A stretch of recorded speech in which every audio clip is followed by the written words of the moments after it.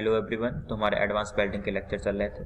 हम unit second के part 7 पे आ गए हैं और इस पार्टिकुलर वीडियो में हम लोग डिस्कस करेंगे इलेक्ट्रोस्लैग वेल्डिंग के बारे में। तो हम एक डायग्राम से समझ लेते हैं कि क्या क्या कंपोनेंट्स को हम मेनली यूज करते हैं इसमें।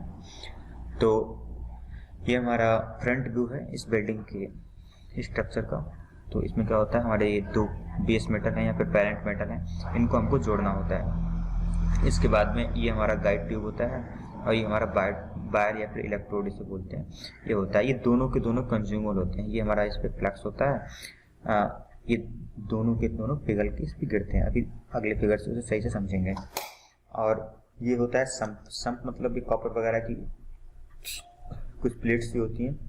ये क्या करती हैं, जो इतनी हीट वगैरह होती है उसको एब्जॉर्ब करके मतलब बाहर निकाल देती हैं जल्दी से।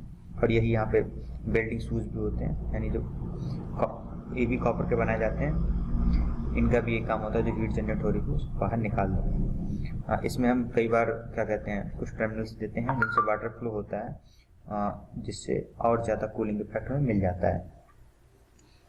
तो अभी इसमें इतना ही समझते हैं, अगली फिगर से हम ठीक से समझेंगे। इस फिगर में देखते हैं, एक हमारा ये पावर सप्लाई है, ठीक है। इसमें हम डीसी करंट देते हैं। इस डीसी करंट का एक टर्मिनल हम इलेक्ट्रोड वायर से जोड़ते हैं, एक टर्मिनल हम वर्कपीस से जोड़ते हैं। अब हम इसमें वही डायरेक्ट करंट रिवर्स पोलैरिटी का यूज़ करते हैं, क्योंकि हमारा ये जो इलेक्ट्रोड होता है वो कंज्यूमर होता है, हमें इसे पिघलाना होता है। तो यानी यहाँ पे हमें हीट ज़्यादा जनरेट करनी है, तो इसे हम पॉजिटिव से जोड़ते हैं और जो हमारा वर्कपीस होता है उसे हम नेगेटिव से जोड़ते हैं। इसकी वजह से क्या होता है कि 2/3 हीट इधर जनरेट होती है, जिसकी वजह से ये जल्दी पिघल जाता है। अब बात आती है इस इलेक्ट्रोस्लैग वेल्डिंग में। देखो, इलेक्ट्रोस्लैग वेल्डिंग दो वेल्डिंग्स का मिक्सचर एक तरह का। एक होती है आर्क वेल्डिंग और एक होती है रेजिस्टेंस वेल्डिंग। अब देखो आर्क कैसे होती है। स्टार्टिंग में हमारा जो फिलर होता है,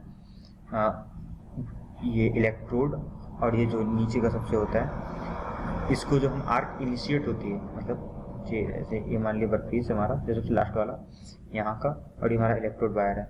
ये दोनों जो स्टार्टिंग में चलते हैं, तो यहाँ पे ये चलता है आर्क वेल्डिंग से। मतलब जब हम शॉर्ट सर्किट कराते हैं तो हमारी एक हीट जनरेट होती है, तो उससे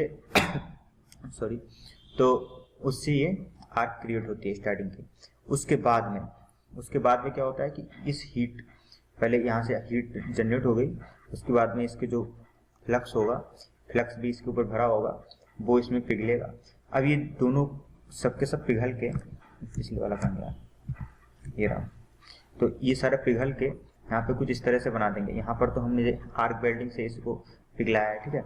उसके बाद में अब ये जो पिघल गया है, इसमें फ्लक्स भी पिघल के मिक्स हो गया, तो इस टाइप का कुछ बेल्ट पूल बन जाएगा। तो इसमें क्या होगा कि जो फ्लक्स हम देते हैं उसमें स्लैग होता है, मतलब कुछ टाइप की अशुद्धियाँ, तो वो यहाँ पे मिक्सर हो जाएगा। और ये जो स्लैग है ये इसके ऊपर, जैसे ब्लैक सा दिखाया ना मैंने स्लैग, इसके ऊपर जमा हो जाएगा। अब इसके बाद हम आर्क वेल्डिंग को यूज नहीं करते। अब इसके बाद में हम इसमें केवल करंट फ्लो कराते हैं। अब उस करंट फ्लो की वजह से अब बात आती है कि अब हीट कहाँ से आएगी। अब हीट आएगी रेजिस्टेंस से। अब जो स्लैग है ये आपका बेल्ट पूल पे, जो आपका ये जो वेल्डिंग है, इसमें हमने पॉजिटिव दिया है, इसे हमने जो नेगेटिव दिया है, तो इन दोनों में करंट फ्लो होने की रोकने के लिए जो स्लैग है हमारा यहाँ पे जमा हुआ, वो स्लैग इन दोनों करंट के फ्लो का रेजिस्ट करेगा, यानी उन्हें रोकने की कोशिश करेगा। उसकी वजह से यहाँ पे हमारी हीट जनरेट होगी, ठीक है। इसीलिए इसको बोलते हैं रेजिस्टेंस, मतलब रेजिस्टेंस वेल्डिंग या फिर रेजिस्टेंस हीट का यूज करते हैं, इसीलिए इसको रेजिस्टेंस वेल्डिंग मैंने बोला था। तो अब इस रेजिस्टेंस की वजह से यहाँ पे हीट जनरेट होगी और यहाँ से ऐसे करके ये वर्टिकल डायरेक्शन में हम यूज करते हैं इस वेल्डिंग को। तो अब इस तरह से ये उठती हुई चली जाएगी। अब हम इसमें केवल करंट फ्लो कराएंगे, कोई भी आर्क अब हम नहीं जला रहे अलग से, ठीक है। अब इस तरह से जैसे जैसे इसे उठाते जाएंगे, ये फ्लक्स इस पर गिरता जाएगा, स्लैग बनेगा, स्लैग रेजिस्ट करेगा, हीट जनरेट होगी, ऊपर जाएगा, ठीक है। तो इस तरह से हमारी ये वेल्डिंग हो जाती है। और ये वेल्डिंग केवल वर्टिकल पोजीशन में ही हम लोग यूज करते हैं। अब इसकी कुछ कैरेक्टरिस्टिक्स देख लो। जो इसमें करंट हम यूज करते हैं वो लगभग 1000 एम्पियर का होता है। थिकनेस इसकी कितनी होती है, मतलब जो हम वेल्डिंग करेंगे वो 50 से लेकर 200 mm तक की हम वेल्डिंग कर देते हैं। DCRP यूज होता है, बता चुका हूँ मैं आपको। और इसमें जो है ये यहाँ पे यहाँ पे भी स्लैग आ जाता है, स्टार्टिंग से इनिशिएट होती है वहाँ पे। CU की प्लेट हम देते हैं, मैंने बताया था क्यों देते हैं, ताकि जो हमारी हीट जनरेट होती है वो जल्दी से बाहर आ जाए, क्योंकि कॉपर सबसे ज़्यादा कंडक्टेड, मतलब काफ़ी ज़्यादा कंडक्टेड मटेरियल होता है।